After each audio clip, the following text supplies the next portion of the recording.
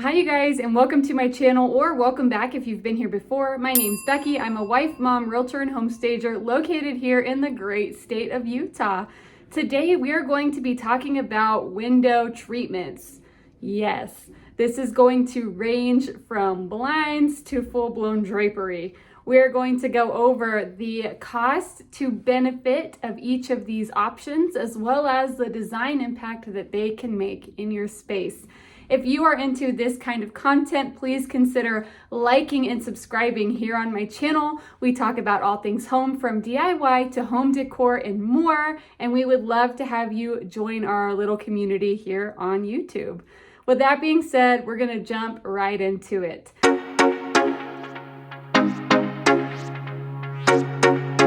So, as some of you know, if you've been here before, my husband and I just moved into our new home about 2 weeks ago.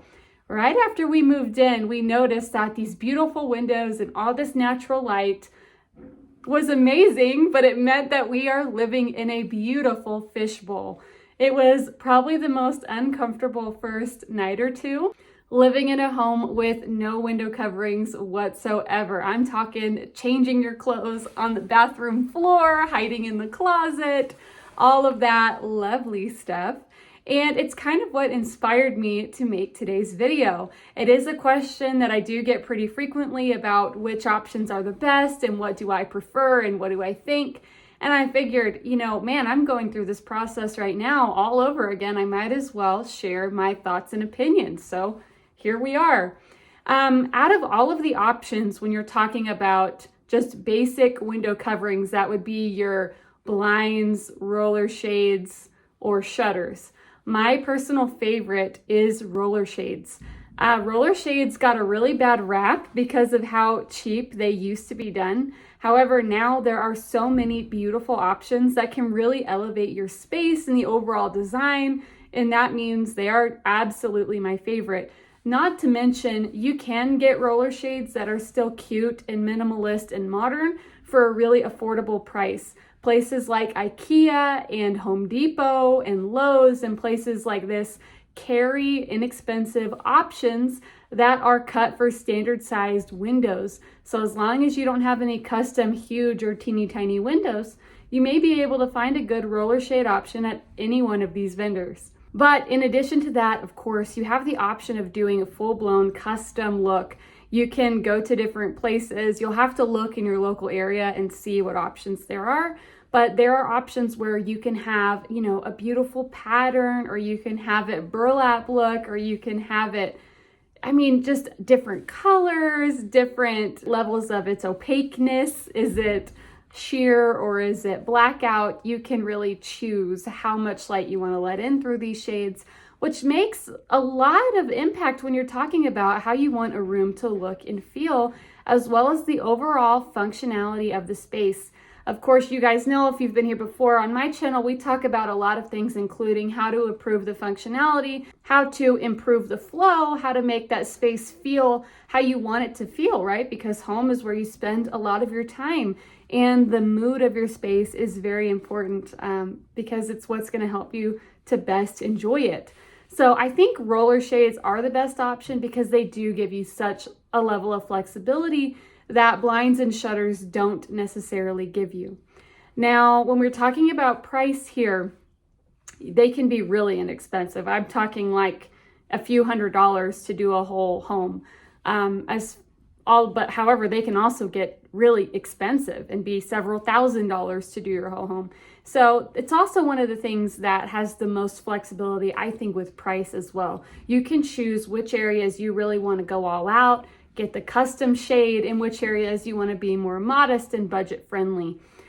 When we talk about the other two options, which would be traditional blinds, 2-inch faux wood blinds, I actually don't have any problems with these, just I personally don't like them the best.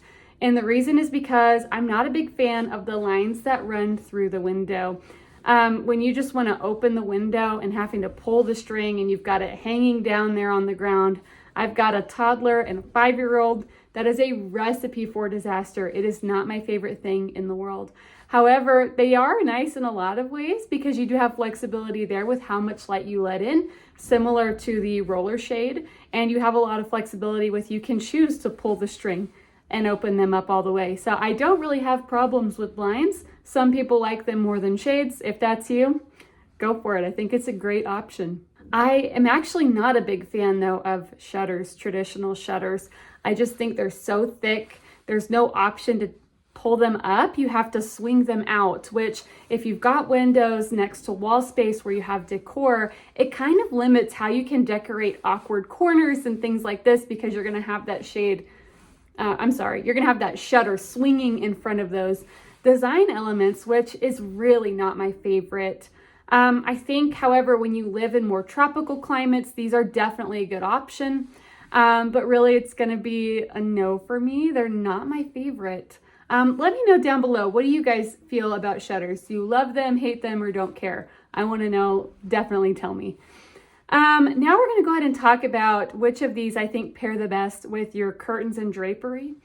What I like, again, about roller shades so much is that you can use them without having to use drapery, right? If you're going for a more minimalist approach where you have a beautiful design and it looks simple and you don't want to have big bulky curtains or sheers or anything like that, you don't really want to layer on your window, then these are an excellent option because they give you the functionality of being able to not be in the fishbowl, as well as a beautiful design element. I also think that roller shades can pair extremely well with curtains and drapery because you can go with a more neutral shade and then you can go wild with pattern, texture, color, or whatever you're going for when it comes to those curtains or drapes. Blinds also, I think, pair very well with curtains and drapes just because, you know, it doesn't really take anything away. They're typically white. Sometimes they might be a wood look or something like this, which in that case, it does limit you a little bit on your color selections, but that can be true also for roller shades. Either of these options don't interfere a whole lot with your curtains, so I think you can still have fun with these.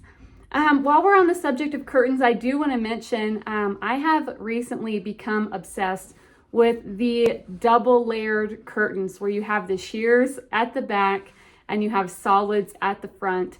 I don't know what it is about this look. I think it's because I'm really feeling that transitional vibe right now, but I love this layered look. I think it looks so timeless and elegant. I think it pairs extremely well with normal window coverings, and it adds yet another layer of functionality. So like I mentioned, right now, we've only been in our home for about 2 weeks and we don't have any covers on our windows yet.